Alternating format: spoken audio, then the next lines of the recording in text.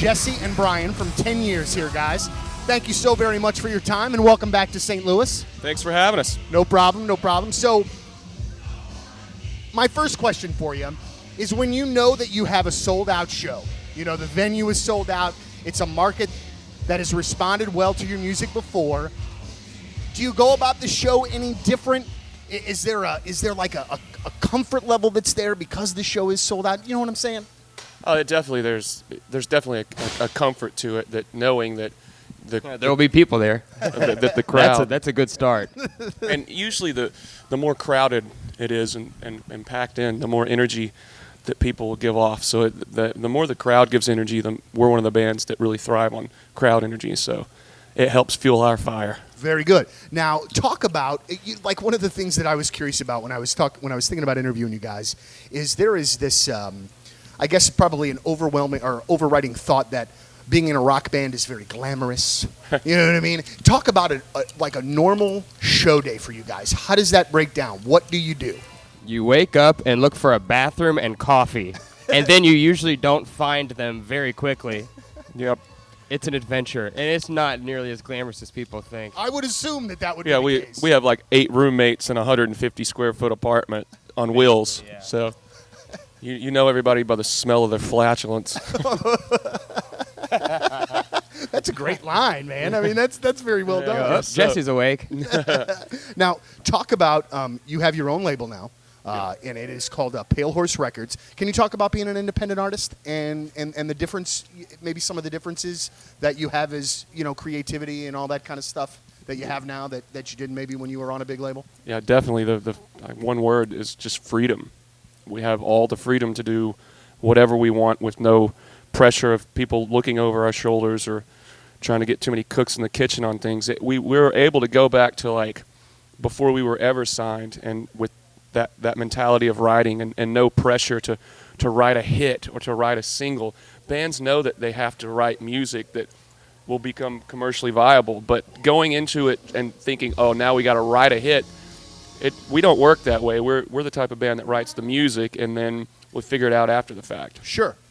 So, I mean, and give us a little perspective when you are in that room with maybe a record company person and maybe you play them a song that you love that maybe falls upon deaf ears. I mean, I would assume that is one of the most frustrating sort of things. And is that a regular occurrence sort of thing? It is. It Yeah, is. definitely. I mean, God, that would suck. yeah, there's a big divide, it seems, between the creators and then the business people. You know, if you're an artist, if you're a writer, if you use that side of your brain and that's your special skill set, then usually the other guys, the suits, you know, the guys sitting behind a desk or whatever, they're not going to look at it the same way that you do. So the stuff that we take so much pride in, the other person's just looking at it like, okay, can I sell this? Ones and zeros, bottom line, you know. Right. Now, a couple of things I wanted to ask you while I got you here, okay? First of all, Jesse, I was doing a little research earlier today, and I saw an amazing piece of art that was on, I believe it was on eBay. I believe it was called Melt. Yeah. And I'm sorry to be asking this. This seems like something that I should know, but have you always had that kind of artistic side? Is this something you've always done? Or Yeah, definitely. Art was, since I was a little kid, my dad's an artist, and I grew up, art's been my first love. I didn't even know I could really sing until I was like 20.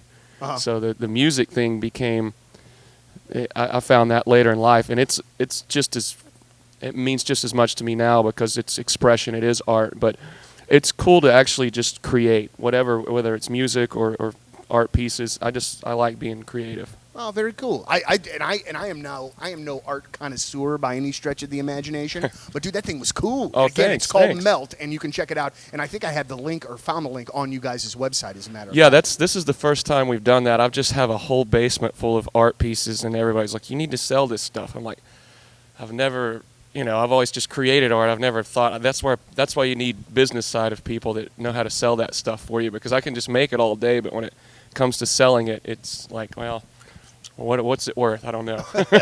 You tell me. All right, talking to Jesse and Brian from 10 Years, their latest album, Minus the Machine, in stores now. We're playing the new single, Dancing with the Dead. Just a couple more questions for you before I get out of here. Now, if I am not mistaken, and please correct me if I'm wrong, because I've been wrong once or twice before, But since you guys are from Knoxville, are you gigantic Tennessee Volunteers fans?